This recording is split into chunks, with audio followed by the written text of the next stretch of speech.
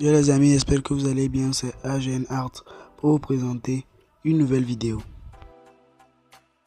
Alors, dans cette nouvelle vidéo, je compte continuer ce que j'ai commencé avec l'histoire de Cyclone. Nous sommes maintenant à la dernière partie de l'histoire du personnage ayant fait le plus de vues dans ma chaîne. C'est parti. Bon, avant de commencer, je vous conseille d'aller regarder les deux autres parties. Parce que malheureusement, il n'y aura pas de résumé.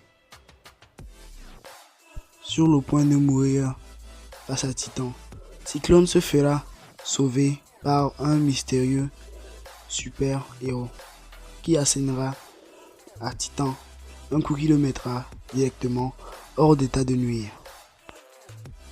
Celui-ci se présentera en tant que Justice, l'un des plus puissants super-héros de l'organisation qui protège le monde contre des...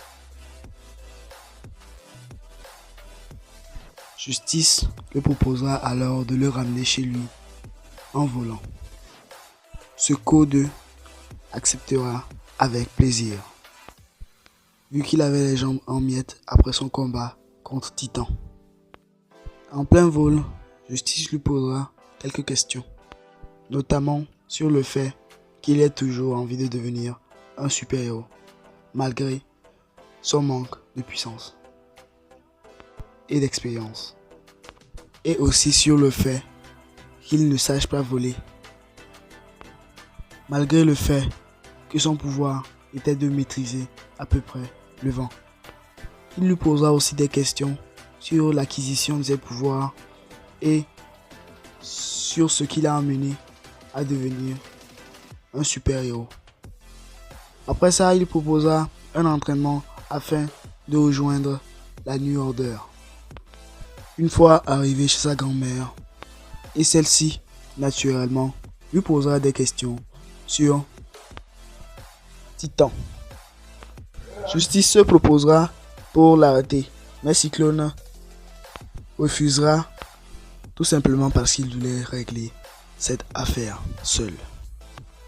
Sa grand-mère tentera de le dissuader du fait de devenir super-héros, mais son but resta inchangé.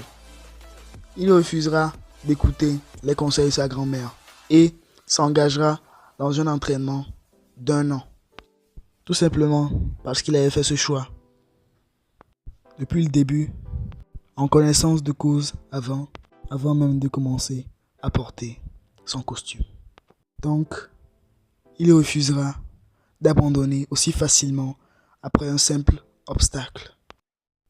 Alors, il subira un rude entraînement qui lui permettra de maîtriser un mode lui permettant de faire circuler son sang à une vitesse hallucinante, le faisant augmenter de vitesse et de puissance. Et après ça, il revêtira un nouveau costume qui lui a été offert par Justice.